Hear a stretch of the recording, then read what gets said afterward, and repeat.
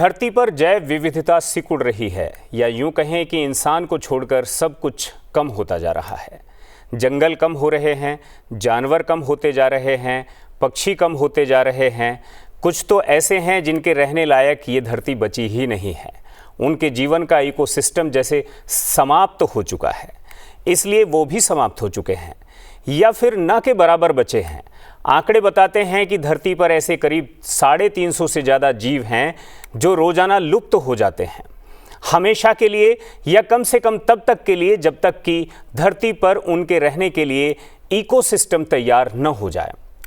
इसी इकोसिस्टम को समझने के लिए आज का संसद टीवी स्पेशल अंतर्राष्ट्रीय जैव विविधता दिवस।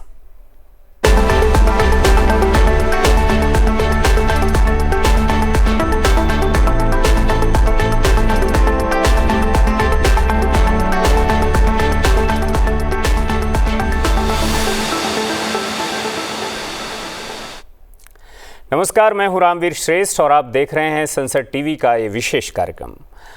आज हम बात करेंगे संयुक्त राष्ट्र महासभा के उस संकल्प की जो उसने 8 फरवरी 2001 को लिया था। जैव विविधता के मुद्दों के बारे में समझ और जागरूकता बढ़ाने के लिए 22 मई को अंतर्राष्ट्रीय जैव विविधता दिवस के रूप में इसे घोषित किया गया।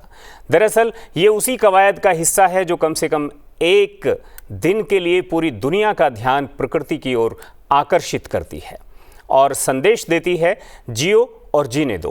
परंतु सर्वाइवल ऑफ द फिटेस्ट की इस दौड़ में ये कैसे संभव है, इसे समझने और समझाने के लिए हमारे साथ जो मेहमान जुड़े हैं उनका परिचय सबसे पहले मैं आपसे कराता हूँ। हमारे साथ डॉक्टर जेवी शर्मा जुड़े हैं, सीनियर डायरेक्टर हैं लैंड रिसोर्सेज डिवीजन टेरी के। आपका बहुत बहुत स्वागत है संसद टीवी में। हमारे साथ पीके जोशी जुड़े हैं, प्रोफेसर हैं centre for school of environmental science JNU से। आपका बहुत बहुत स्वागत है। और हमारे साथ अशोक पाई हैं, former principal chief conservator of forest Uttarakhand से। आप तीनों मेहमानों का बहुत बहुत स्वागत है संसद टीवी में। और सबसे पहले इस चर्चा को हम डॉक्टर जेवी शर्मा से शुरू कर रहे हैं। डॉक्टर साहब, सब जिएं सब रहें, इसके लिए 25 सालों में, पिछले 25 सालों में जो कवायद हुई है, उस कवायद को आप कैसे समझते हैं? वो कितनी बड़ी प्रगति है, कितनी बड़ी प्रोग्रेस है?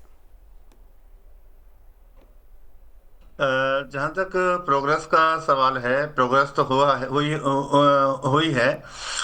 2001 से आपने पूछा कि जो संकल्प लिया गया था उसके रेस्पॉन्स में भारत सरकार ने भी बायोलॉजिकल डाइवर्सिटी एक्ट 2002 बनाया और बायोलॉजिकल डाइवर्सिटी एक्ट के माध्यम से उन्होंने सभी गांवों में बायोडाइवर्सिटी मैनेजमेंट कमेटियां बनाई और ये नेशनल बायोडाइवर्सिटी बोर्ड है जो कि चेन्नई में है, वो इसको, और स्टेट बायोडाइवर्सिटी बोर्ड जो इंस्टीट्यूशनल मैकेनिज्म है, वो सभी 3 टियर इंस्टीट्यूशनल मैकेनिज्म ये अवेलेबल है।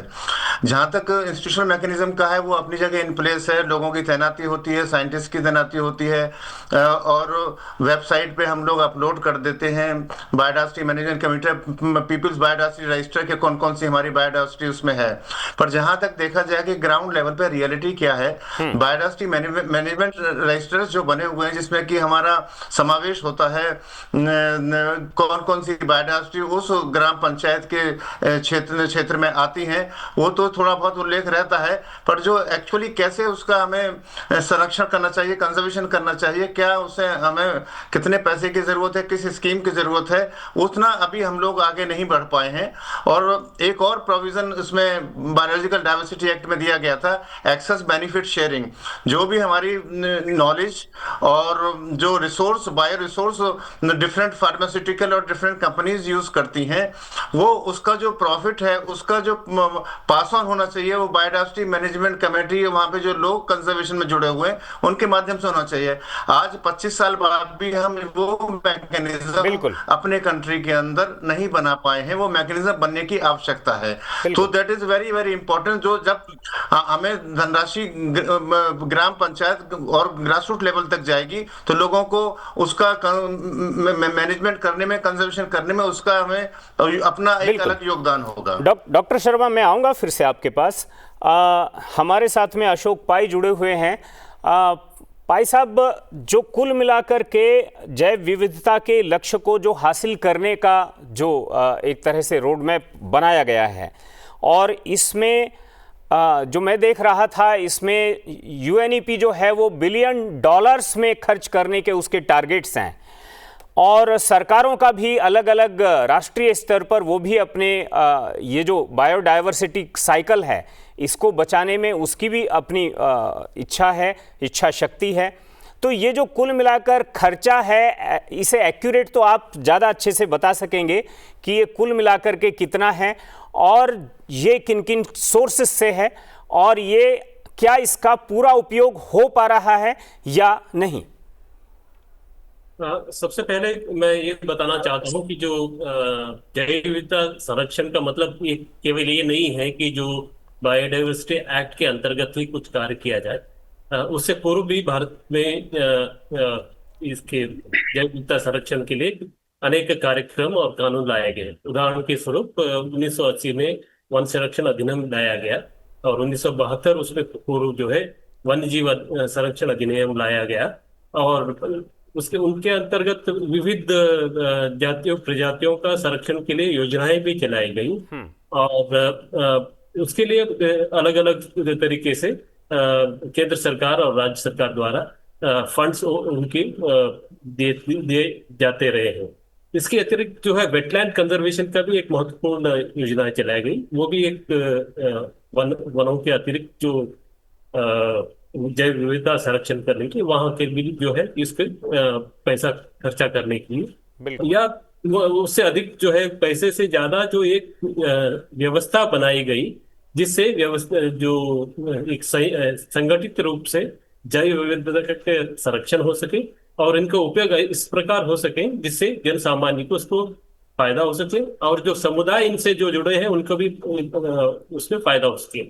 लेकिन जैसे कि पूर्ववक्ता ने बताया कि जो इसमें कुछ खामियां हैं, इसी कारण जो है इस प्रकार के जो कार्यक्रम की आवश्यकता होती है, जिससे जागरूकता अधिक से अधिक बढ़ाया जाए, न केवल जो स्टेक होल्डर्स जो कम्युनिटी के स्तर पर, बल्कि जो इनके संरक्षण से जुड़े जो अधिकारी और जो संस्थाएं हैं उनको भी जो है इसके ऊपर जो जागरूक होने की आवश्यकता है, जिससे जब तक पूर्ण रूप से जो समुदाय इससे नहीं जुड़ेंगे, जो जैव विविधता संरक्षण में बहुत ज्यादा सफलता हासिल नहीं हो पाती। जी भाई साहब, मैं आता हूं फिर दोबारा आपके पास। प्रोफेसर जोशी हमारे साथ हैं, जेएनयू से हैं।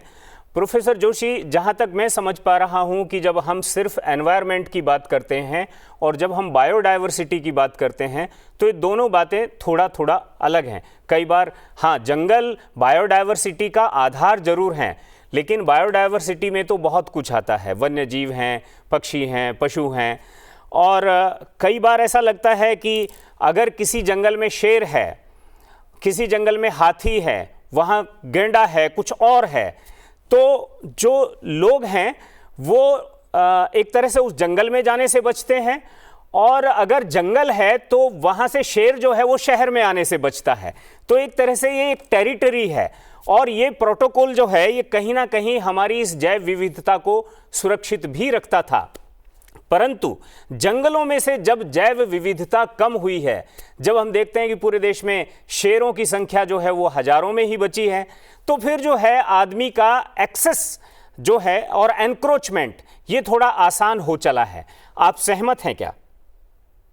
जी देखिए, मुख्य रूप से जब हम जैव विविधता या बायोडायवर्सिटी की बात करते हैं तो ये जेनेटिक लेवल से स्पीसीज लेवल और इकोसिस्टम लेवल में इसकी परिभाषित किया जाता है इसको, और इसको समझा जाता है। इसके मायने ये हैं कि जब हम पर्यावरण को देख रहे हैं तो उसमें एक टर्म आती है इकोसिस्टम, जिसमें आपके पास सभी तरह के जो ये पारिस्थितिकी तंत्र जो है, इसमें सभी तरह के जीव जंतुओं को रहने की एक व्यवस्था है, जिसमें जीव जंतु परस्पर आपस में और जितने अबायोटिक फैक्टर्स हैं, जिसमें आप पृथ्वी ले लीजिए, जल, वायु ले लीजिए, अग्नि ले लीजिए, उसके साथ इंटरेक्ट करते हैं। लेकिन शायद ऐसा हुआ कि जब मनुष्य की जब मानव जनसंख्या जब बढ़ी तो उसको ज्यादा जमीन की जरूरत पड़ी, उसको ज्यादा संसाधनों की जरूरत पड़ी, और कहीं ना कहीं मनुष्य ने एनक्रोच करना शुरू किया नेचुरल सिस्टम्स पर। और जैसे ही उसने नेचुरल सिस्टम्स पे एनक्रोच करना शुरू किया तो उसने जो वहां की जैव विविधता जो है जिसका बहुत उपयोग है मनुष्य के दिनचर्या में या उसके जीवन के लिए, उसका उसने अनसस्टेनेबल मैनर में उसका यूटिलाइजेशन करना शुरू कर दिया और उस पे उसका प्रेशर बढ़ गया। और उसके नाते जो इकोसिस्टम स्ट्रक्चर जो है, जिसमें आप प्लांट्स भी लेते हैं, एनिमल्स भी लेते हैं, कहीं ना कहीं इकोसिस्टम स्ट्रक्चर जो है उसमें कहीं ना कहीं कमी आने लगी और उसमें हस्तक्षेप होने लगा, जिसको हम सरल शब्दों में फूड चेन भी कह सकते हैं। जो ट्रॉफिक लेवल्स जो होते हैं उनमें किसी ना किसी ट्रॉफिक लेवल में इस तरह का इंपैक्ट आया। और जैसा कि आपने उदाहरण दिया, जो हम टॉप प्रेडेटर्स जो बोलते हैं, चाहे उसको कहीं शेर माना जाता है, कहीं चीता माना जाता है या कहीं हाथी माना जाता है, तो जो टॉप प्रेडेटर्स जो हैं उनके लिए फूड आइटम्स की अवेलेबिलिटी में कहीं ना कहीं चैलेंज आने लगा और हमने देखा कि जो डाइवर्सिटी जो है वो कम हो रही है। मुख्य रूप से ये मानव का हस्तक्षेप है प्राकृतिक क्षेत्र पर और प्रकृति के ऊपर, जिसके कारण हम देख रहे हैं दिन प्रतिदिन जो जैव विविधता है जो वो कम हो रही है। और ये एक बहुत ही संकटपूर्ण हमारे सामने एक विषय है और जिसको हमें भली भांति समझने की कोशिश करनी है कि जैव विविधता, जो बायोडाइवर्सिटी की जो इंपॉर्टेंस है वो मनुष्य के लिए है, उसकी ह्यूमन वेलबींग के लिए है। इसका हमें काफी जोर देना चाहिए और जो हम ये इंटरनेशनल बायोडाइवर्सिटी डे सेलिब्रेट करते हैं या जितने भी एक्ट्स हैं, नियम बनते हैं, वो इसी रूप को देखना चाहते हैं। बिल्कुल, मैं दोबारा फिर आता हूं आपके पास। डॉक्टर शर्मा हमारे साथ जुड़े हुए ही हैं। डॉक्टर शर्मा, एक और मैं साइंटिफिक अप्रोच के साथ आपका कुछ रिएक्शन इस पर चाहता हूं। क्या साइंटिफिकली भी बायोडाइवर्सिटी को डिस्टर्ब किया जा सकता है या किया जा रहा होगा? जैसे मैं आपको एक उदाहरण के लिए कहता हूं, आजकल पशुओं में सेक्स शॉर्टेड सीमेन चलता है, तो उसमें बछड़े पैदा होने वो पूरी तरह से करीब करीब वो समाप्त हो सकते हैं और केवल बछड़ियां ही उसमें होंगी। तो एक तरह से आप ये चलिए कि जो पूरा हमारे पास बुल पावर जो हुआ करती थी, ये उसको एक तरह से उसकी तरफ एक इशारा है। तो क्या ये भी कुछ जैव विविधता के लिए कहीं ना कहीं किसी तरह से आप इसे मानते हैं? ये बिल्कुल सही कहा आपने कि ये थोड़ा सा जैव विविधता हमारी इसमें कम होती है।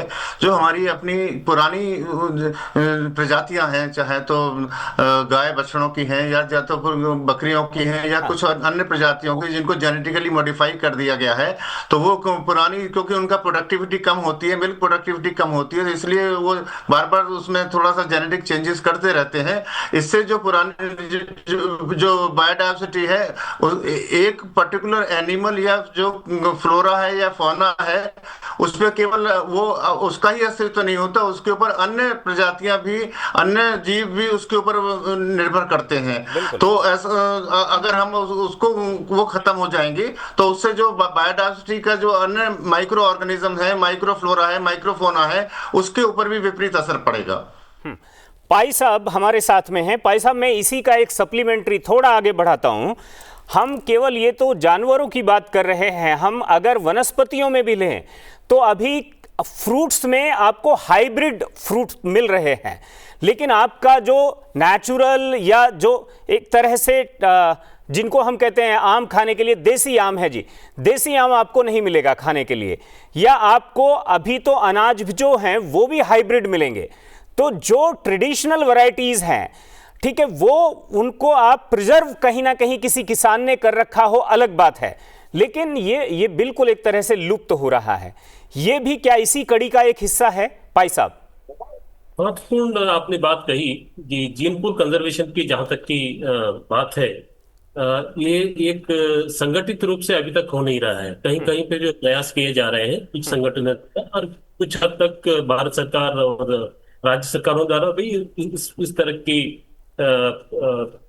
चेष्टाएं, प्रयत्न किए जा रहे हैं, जैसे कि कृषि में भी किया जा रहा है या वनों में इत्यादि। लेकिन इसको जो एक व्यवस्था के रूप में न करने से इसके एक खतरा ये आ सकता है कि कालांतर में जो उनके जो ओरिजिनल जो जीनोम जो है वो खत्म हो सकता है और केवल जो हाइब्रिड और इस टाइप के प्रजातियों की जो तथा उनके रेसेस और वैरायटीज जो रहते हैं उनको विलुप्त होने की एक डर पैदा होता है। जेनेटिकली मॉडिफाइड फूड की उदाहरण है, या इसी तरह से जो प्राणियों में भी जो इस तरह के ये प्रयास किए गए हैं, जिससे जो एक ही जो अच्छा किस्म का जो नस्ल का बार बार उसी को प्रजनन कराना, एक इस दिशा में एक दिखा दर्शाता है कि इनसे जो है आपकी जो डाइवर्सिटी खत्म हो जाती है। बिल्कुल। और ये सबसे ज्यादा खतरनाक जो है हमारे फूड सिक्योरिटी पे आती है, तथा जो संतुलन जो बनाया हुआ है, जिसको कहते हैं कि क्लिष्ट जो एक जंजाल बना है जीव का, जिसमें विभिन्न प्रजातियां, उनका जीनोम, जेनेटिक जो बाई प्रोडक्ट वगैरह जो रहता है, जैसे जो प्रोफेसर जोशी ने बताया कि ये बायोटिक और बायोटिक से जो आपके सामंजस्य होके जो उससे जो निष्कर्ष निकलता है, जो संतुलन बना हुआ है, वो बिगड़ता जाएगा और बिल्कुल। मानव का अस्तित्व जो है अंत में खतरे में आ सकता है। बिल्कुल। ये एक अच्छी ये है, एक महत्वपूर्ण पहलू है। बिल्कुल बिल्कुल। ज्यादा ध्यान देने की आवश्यकता। प्रोफेसर जोशी हमारे साथ में हैं और यहाँ एक सुझाव के बहाने से एक सवाल की जो है एक छोटी सी कड़ी मैं आपके सामने आगे बढ़ाना चाहता हूँ। कुल मिलाकर के बायोडायवर्सिटी का आधार है तो जंगल ही, वहीं पर सब तरह के जीव जंतु पशु पक्षी वहीं पर अपना बसेरा अच्छे से बना सकते हैं। और आपने ये भी कहा शुरुआत के अपने वक्तव्य में कि बायोडायवर्सिटी में खास तौर पर जंगलों के साथ छेड़छाड़ मनुष्य ने की, अपने स्वार्थ के लिए की। इन जंगलों को पुनर्स्थापित किया जा सके, बसाया जा सके, क्या इसके लिए हम कुछ एक सुझाव ये आया कि जैसे जनगणना होगी या होती है वैसे ही वृक्ष गणना भी हो, और इस वृक्ष गणना में जो कुल पेड़ों की संख्या है, इस संख्या को देश में पर्यावरण पर या बायोडायवर्सिटी पर राष्ट्रीय और अंतर्राष्ट्रीय स्तर पर जो भी बजट अलोकेट किया जाता है उस बजट से इसको भाग दे दिया जाए। इससे जो कुछ निकल कर आएगा वो एक पेड़ की वैल्यू हो जाएगी। ठीक है, तो एक जो पेड़ है उसकी एक वैल्यू समझ में आए, और वैल्यू वो उसकी एज के आधार पर, साइज के आधार पर, वो उस तरह से भी हो सकती है, वो एक अलग बात है। लेकिन क्या इसकी कोई संभावना आपको लगती है? जी जरूर। आप तो इसको एक आर्थिक रूप से देख रहे हैं कि किस तरह से क्या इन्वेस्टमेंट हो रहा है और उसका प्रति वृक्ष कितना इन्वेस्टमेंट हो रहा है। काटने वालों ने इसे काटा भी आर्थिक तौर पर ही था। जी जी। लेकिन यदि आप किसी भी व्यक्ति से पूछें जो बायोडायवर्सिटी के लिए थोड़ी सी भी रुचि रखता है या कंसर्न रखता है, तो हम ये समझते हैं कि जो ये प्राकृतिक सिस्टम्स जो हैं ये हमें बहुत सारी सर्विसेज प्रोवाइड करते हैं, जिसमें प्रोविजनिंग सर्विसेज है, सपोर्टिंग सर्विसेज है, जैसे शुद्ध हवा का होना, शुद्ध पानी का होना, भोजन मिलना, आपको दवाई मिलना, वनस्पति जो विभिन्न प्रकार की हैं वो मिलना।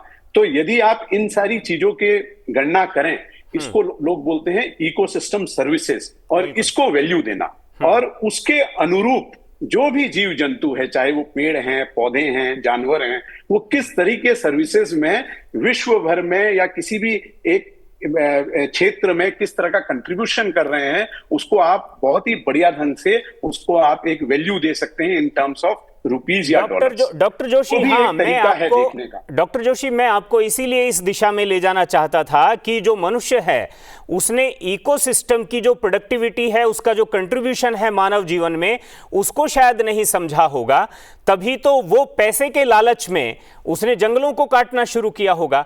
अगर हम पैसे के लालच में ही जंगलों को फिर से बसाना शुरू करें तो शायद ये उस दिशा में वो फिर से जा सकता है।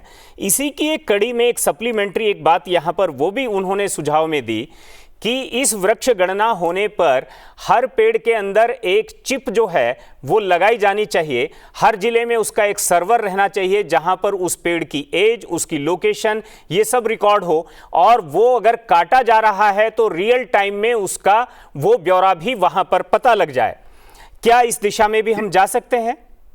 जी जी बिल्कुल, ये पूर्ण रूप से संभव है। यदि आप वैदिक लिटरेचर देखें तो वैदिक लिटरेचर क्या बोलता है, माता भूमि पृथ्वमम पृथ्वता, कि माता मेरी, जो भूमि जो है वो मेरी माँ है और मैं उसका पुत्र हूं। यदि आप इस तरह की संरचना पे विश्वास करते हैं और उसके अनुरूप आप बायोडायवर्सिटी या पर्यावरण को देखते हैं, तो आप सिर्फ एक इकोनॉमिकल वैल्यू ही नहीं देते हैं, एक कनेक्शन भी स्टैब्लिश करते हैं। तो कहीं ना कहीं इस चीज की जरूरत है। और जब हम अंतर्राष्ट्रीय बायोडायवर्सिटी दिवस जब मना रहे हैं, जब इस तरह की बातों की चर्चा हो रही है, और जब लोग इकोसिस्टम सर्विसेज को समझ रहे हैं और बिल्कुल। उसका मूल्य समझ रहे हैं, तो कहीं ना कहीं हम इस कनेक्शन को एस्टेब्लिश कर रहे हैं कि मानव जीवन के लिए एक पेड़, एक पौधा कितना इंपॉर्टेंट है। उसकी बिल्कुल। आप चाहे इकोनॉमिकल वैल्यू लगाइए या इकोनॉमिकल वैल्यू के प्लस पर आप उसकी सर्विसेज लगाइए। बिल्कुल। और यही जो आज की तारीख में जो विज्ञान है या जो भी पॉलिसी मेकर्स हैं, वो इसी बात में जोर दे रहे हैं कि हम इन जो नेचुरल सिस्टम्स हैं या जो रिसोर्सेज जो हैं उसकी इंपॉर्टेंस समझें और उनको एक जीवंत उदाहरण के रूप में देखें, चाहे वो नदियां हो, चाहे वो जंगल हो, चाहे बिल्कुल। पेड़ पौधे हो, बिल्कुल। और उसके अनुरूप उनकी संरक्षणा करें और उनके कंजर्वेशन की बात करें, ताकि बिल्कुल। जो मैं आता बायोडायवर्सिटी हूं, लॉस। मैं जोशी जी, मैं आता हूं आपकी तरफ। डॉक्टर शर्मा हमारे साथ में हैं। डॉक्टर शर्मा, इस कड़ी को मैं थोड़ा सा और आगे बढ़ाता हूं कि अगर क्या ये संभव है, इसके थोड़ा आगे अगर हम चलें तो हर व्यक्ति या परिवार या उस गांव का या शहर में अगर कोई सोसाइटी है तो उस सोसाइटी का कोई ग्रीन अकाउंट होना चाहिए, और वो पेड़ अगर उस व्यक्ति के पास या परिवार के पास, भले ही वो किसान है या नहीं है, या गांव के पास, अगर गांव के पास जितनी ज़्यादा वन संपदा है तो उस पेड़ की वैल्यू के बराबर उस ग्रीन अकाउंट में उसका अमाउंट जाना चाहिए। और अगर ऐसा होता है तो निश्चित तौर पर यह बड़ा प्रोत्साहन हो सकता है। आपको लगता है? ये आपने बिल्कुल सही कहा, और मैं आपको इस एक लाइव उदाहरण दूंगा इस बात का जी। कि टेहरी से हम लोग जितने भी किसान अपने खेत में पेड़ लगा रहे हैं, टिम्बर के लिए लगा रहे हैं या फलों के लिए लगा रहे हैं, उसका जितना कार्बन डाइऑक्साइड एटमॉस्फेयर से सीक्वेस्टर करते हैं, तो उसका per ton of carbon dioxide is equivalent to one carbon credit. और कार्बन क्रेडिट का जो इंटरनेशनल मार्केट में सेल करके उनको पैसा पास ऑन कर रहे हैं।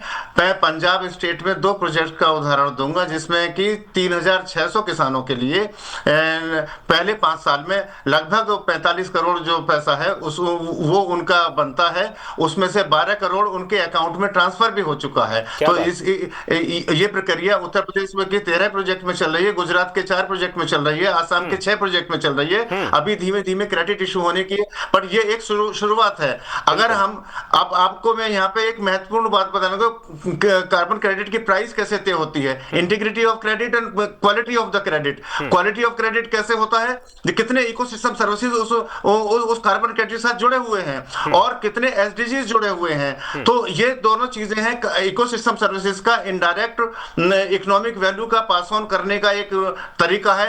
एवरी इकोसिस्टम सर्विसेज के लिए आप मैकेनिज्म नहीं बना सकते, वेरी कॉस्ट इंटेंसिव होगा वो, बट अगर कार्बन क्रेडिट के माध्यम से जो प्राइसिंग तय होती है उसमें इनबिल्ट होती है इकोसिस्टम सर्विसेज वैल्यू। और इसका लाइव उदाहरण हम लोग अपने कंट्री के अंदर, अपनी स्टेट्स के अंदर इसका कर रहे हैं। अगर इसको भारत सरकार भी अपना बढ़ावा।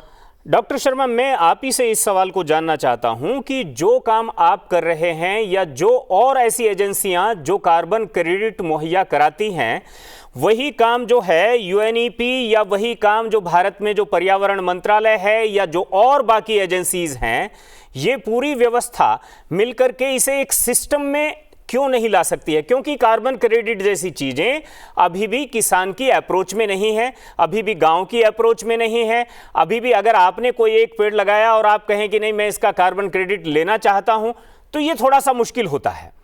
लेकिन क्या ये व्यवस्था का पार्ट बन सकता है? मुझसे आप पूछ रहे हैं ना? जी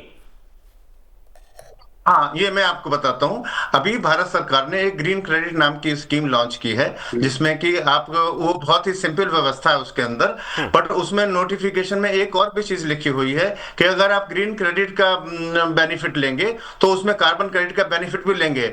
और अभी 2-3 दिन पहले ही मेरी वन मंत्रालय से बातचीत हुई थी, तो अभी एक इसका सिस्टम बनाने वाले हैं। मे बी पॉसिबल है कि अभी ये आर्टिकल निकला था बिजनेस स्टैंडर्ड में कि 22 दिसंबर गवर्नमेंट ऑफ इंडिया भी इस पे अपना एक मैकेनिज्म तैयार करके लाने वाली है, जिससे कि ज्यादा से ज्यादा लोगों को फायदा हो सके। अभी तक मेरी नॉलेज इतनी ही है, और अगर हम भारत सरकार के किसी प्रतिनिधि को भी किसी अन्य प्रोग्राम में आमंत्रित करें तो उनसे और डिटेल भी पूछ सकते हैं। और मीटिंग में यह भी बताया गया कि जुलाई तक गाइडलाइंस भी इस चीज की सामने आ जाएंगी, और 22 दिसंबर जो बिजनेस स्टैंडर्ड में लिखा है कि हमारा मैकेनिज्म इन प्लेस होगा जिसमें कि पेड़ पौधों को लगाने के बाद कार्बन क्रेडिट या कार्बन डाइऑक्साइड सिक्वेस्ट्रेशन का इकोनॉमिक बेनिफिट कैसे लिया जा सकता है। मेरा इसी कड़ी का आखिरी सवाल एक आपसे कि अगर ऐसा होता है, इस दिशा में बातें आगे बढ़ती हैं, तो जो लोग पहाड़ से आते हैं या जो लोग आज भी वनों में रहते हैं, ये लोग तो माला माल हो जाएंगे, क्या कहेंगे आप? नहीं, देखिए दो चीजें हैं। हाँ। आप इकोनॉमिक एंगल से भी देखें, जो जंगलों के जितने अंदर रहते हैं, जितने करीब रहते हैं, वो उतने ही गरीब हैं, और जहां पे मिनरल्स पाए जाते हैं वो स्टेट्स उतना ही गरीब हैं। ये इसका मतलब ये नहीं है कि वो पेड़ों के इक्विवेलेंट, उसमें जो कार्बन क्रेडिट की जो इकोनॉमिक वैल्यू देने की बात की गई है वो इंक्रीमेंट पे बात की गई है। ऐसा नहीं कि कार्बन स्टॉक आपने मैनेज किया हुआ है और कार्बन स्टॉक के बेसिस पे कार्बन की वैल्यू नहीं मिलती। इसमें दो इंपॉर्टेंट पॉइंट है। वन इज एक तो वो कॉमन प्रैक्टिस नहीं होनी चाहिए और आपका एडिशनल एफर्ट होना चाहिए। अगर कम्युनिटी का एफर्ट है कंजर्वेशन में और उस कंजर्वेशन की वजह से मेजरेबल कार्बन स्टॉक बढ़ा है, तो उस कार्बन जो मेजरेबल कार्बन स्टॉक बढ़ा है, मैं जरा इसमें थोड़ा सा पाई साहब से थोड़ा सा इसमें उनका रिएक्शन लेना चाहूंगा। क्या पाई साहब, चाहे वो वनवासी हों चाहे वो गिरिवासी हों, जिन लोगों ने आज तक अपने पेड़ पौधों को सुरक्षित रखा, उसे केवल स्टॉक बता करके और उस पर उन्हें कोई लाभ न दिया जाए, क्या ये सही होगा? आपने एक अच्छा सवाल पूछा। इससे पहले एक जो पहलू है जिस पे मैं प्रकाश डालना चाहूंगा कि आमतौर पर जब बायोडाइवर्सिटी की बात होती है, सिर्फ पेड़ लगाने की और बड़े जानवरों की बात होती है, लेकिन आपको ये ध्यान रखना होगा कि जो है ये पूरा इकोसिस्टम जो बना है, जंजाल बना हुआ है ना, बड़े पेड़ और बड़े जानवर केवल नहीं है, अत्यधिक संख्या में महत्वपूर्ण योगदान अन्य प्रजातियों, जो छोटे जीव जिनके और हमारा ज्यादा ध्यान नहीं जाता है। इसलिए जो लैंडस्केप वाला अप्रोच या पूरे समूचे इकोसिस्टम को जो संरक्षण की बात की होती है, इसी कारण से होती है। ये आवश्यक है कि यस, हमें ये तो बहुत अच्छी बात है कि जो किसान पेड़ लगाता है या आम आदमी अपने घरों में पेड़ लगाता है, उनको जो प्रोत्साहन के लिए जो एक योजना चलाई जाए, उसमें कोई शक नहीं है। लेकिन वो हमें भूलना नहीं चाहिए। पूरा वनों को या लैंडस्केप को भूलकर हम अगर पेड़ और या बड़े जीवों पर अगर ध्यान देंगे, तब जो है किसी प्रकार से आपके पूर्णतया जो जैव विविधता संरक्षण नहीं हो पाएगी, ना उसके प्रोत्साहन मिल पाएगा। ये प्रोत्साहन के लिए जो योजनाएं जो जैसे समय समय पे बता दें, इसलिए जो भारत सरकार द्वारा कुछ चीजें ऐसे उठाई गई थी, जैसे कि जो लोग अपने घरों में जो पेड़ वेड़ लगाते थे, उनको काट के बेचने में बहुत सारे जो रेगुलेटरी जो रिस्ट्रिक्शंस थे, तो उसको सरलीकरण के बहुत प्रयत्न किए गए हैं, और उनको जो है कुछ जो प्रतिबंधन जो थे वो भी हटाए गए हैं। और जैसे जो मेरे पूर्व वक्ता द्वारा जो बताया गया, जैसे कार्बन क्रेडिट का भी जो है उसमें सम्मिलित किया गया है। इन सभी चीजों को जो है, जो जब तक जो लोगों तक जो पहुंचेगा नहीं, उनको पता नहीं रहेगा कि किस प्रकार से मैं पूरी इसका फायदा उठा सकूंगा, ये पूर्णतः एक सक्सेस नहीं हो पाएगा। लेकिन ये ध्यान रखने वाली बात यह है कि सिर्फ बड़े पेड़ और बड़े जानवरों की बात न होकर बाकी अन्य छोटे जीवों को और पूरा समूचे लैंडस्केप को हमें जो संरक्षण या उनके व्यवस्था को कंदर करने की बात होगी, तभी जाके हमें जो इस वर्ष का जो यूएनईपी का जो थीम है, ये प्रकृति के साथ जो सामंजस्य बनाना और जो सस्टेनेबल डेवलपमेंट का जो डॉक्टर जोशी, इस बात पर मैं जरूर, मुझे एक बार और आपसे कमेंट लेने की जरूरत पड़ रही है कि जो मुझे डॉक्टर शर्मा ने जो बताया कि भाई स्टॉक पर वो जो है एप्लीकेबल नहीं हो रहा है, नहीं होगा, लेकिन क्या ये न्याय संगत है कि जो पहाड़ों में हर गांव के अंदर लाखों पेड़ खड़े हैं, जो वनवासी क्षेत्रों में जो हर गांव के अंदर लाखों पेड़ खड़े हैं, उन पेड़ों का जो योगदान है, कंट्रीब्यूशन है पूरे ग्लोबल एनवायरनमेंट को डील करने का, बेहतर बनाए रखने का, क्या उसका कोई लाभ उनको नहीं मिलना चाहिए? जरूर, ये जो आपने बात कही, ये बहुत ही जरूरी बात है, और इसको सिर्फ हमें समझना ही नहीं है, इसको हमें अपनी पॉलिसी में और फाइनेंस कमीशन को इसके ऊपर ध्यान देना चाहिए। वो पहाड़ से उतर कर दिल्ली में आ जाएंगे और वो भी अपना जंगल छोड़कर दिल्ली में आ जाएंगे। मैं आपको इसका बिल्कुल एक सटीक उदाहरण देता हूं, जिसमें शर्मा जी और पाई साहब मुझसे बिल्कुल सहमत होंगे।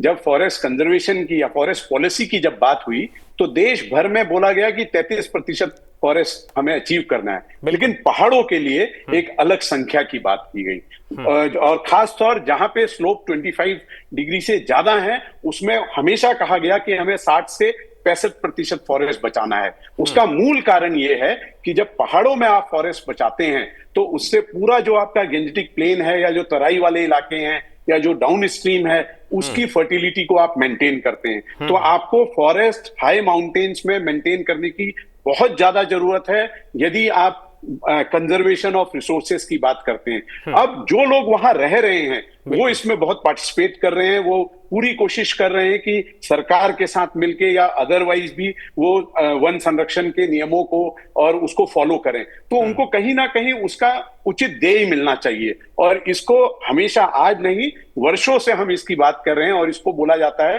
Payment of ecosystem services. जो माउंटेन इकोसिस्टम्स या जो नेचुरल इकोसिस्टम्स जो आपको सर्विसेज दे रही हैं और जिसका पूरा देश फायदा उठा रहा है, उसके लिए कहीं ना कहीं कुछ एक अमाउंट ऐसा राशि देय होनी चाहिए कि उनको प्रोत्साहन मिले कि वो उस जंगल को, उस जमीन का संरक्षण बिल्कुल। और अगर ऐसा होता है तो जाहिर तौर पर तस्वीर जो है वो बदली बदली सी दिखेगी। पहाड़ के लोग हों या जंगल में रहने वाले लोग हों, जिनको आप आदिवासी या वनवासी आप कह सकते हैं, वहां पर उनकी जो जेब है वो ग्रीन अकाउंट जो है उनका वो भरा भरा होगा। खास तौर पर दिल्ली के या ऐसे लोगों के जो पेड़ पौधे और प्रकृति के बीच में नहीं हैं। जाहिर तौर पर वो प्रकृति के बीच में है और इसलिए वहां पर उसका लाभ ज़्यादा मिलेगा। और आखिर में एक लब्बो लुभाव इस सारी बात का ये भी निकल कर के आया, जो मुझे लग रहा है कि जेएनयू से डॉक्टर जोशी ने ये बात कही थी, और उन्होंने कहा था कि आदमी ने अपनी लालच में इस पूरी की पूरी बायोडायवर्सिटी को ध्वस्त किया था। और निष्कर्ष में ये भी हम कह सकते हैं कि शायद फिर से किसी लालच के चलते ही वो इस बायोडायवर्सिटी को मेंटेन करने की दिशा में, इसको आगे बढ़ाने की दिशा में और इसको स्थापित करने की दिशा में अपना योगदान दे सकता है। तो सभी मेहमानों का बहुत बहुत शुक्रिया हमारे साथ जुड़े, और मुझे भी इजाज़त दीजिए। नमस्कार।